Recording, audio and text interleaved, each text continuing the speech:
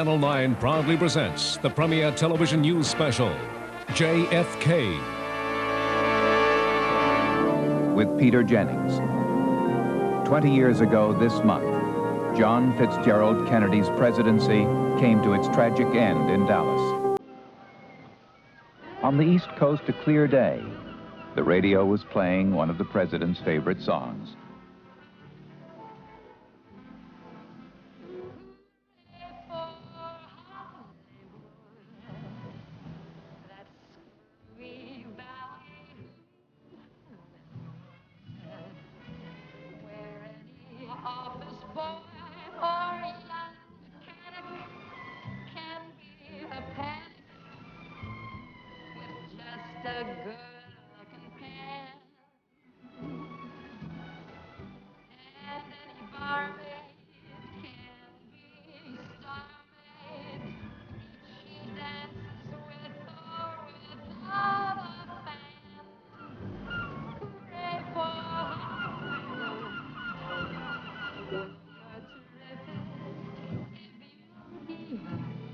We interrupt this program to bring you a special bulletin from ABC Radio.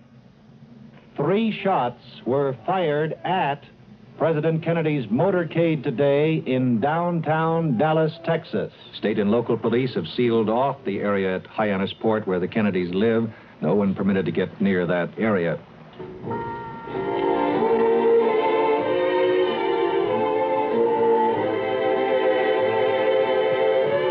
Ladies and gentlemen, here's a bulletin from the WQMR newsroom. The United Press says that a sniper seriously wounded President Kennedy in downtown Dallas today, perhaps fatally. Bob, do you have more? This latest bulletin just off the Associated Press in Dallas says the president was given the last holy rites of the Roman Catholic Church today after the assassin shot him down. A Catholic priest who performed the last rites... President Kennedy is dead, Gordon. This is official word. We repeat, it has just been announced that President Kennedy is dead.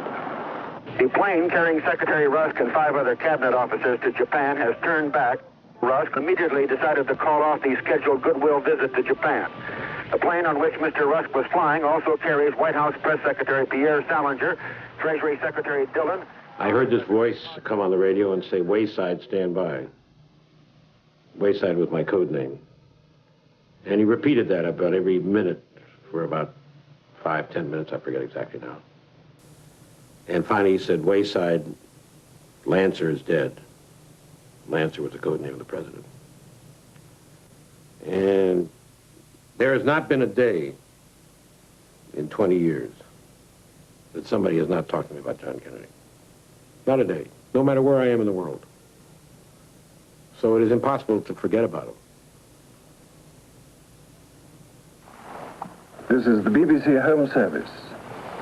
It is with deep regret that we announce that President Kennedy is dead. President Kennedy ist heute Abend 20 Uhr mitteleuropäischer Zeit. One got the news, and then I went to the city hall, and there was a crowd, people getting together, and many Berliners did what they hadn't done since many years ago, putting candles in their windows to express their feeling. Ladies and gentlemen, AFN interrupts its regular programming to bring you this solemn interlude of music in memory of our beloved President, John F. Kennedy.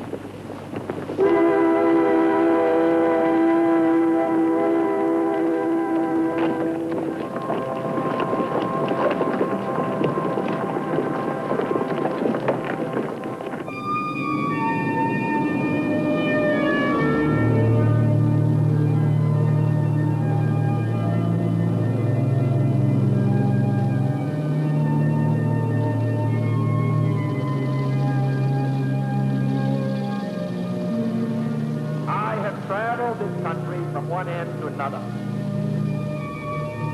I have spent many days in nearly every state. I don't run for the office of the presidency, saying that life in the 60s will be easy, because I don't think it will be. I think it will be a very dangerous time for us all. But I do run for the presidency in the 60s, having the greatest possible confidence in our country.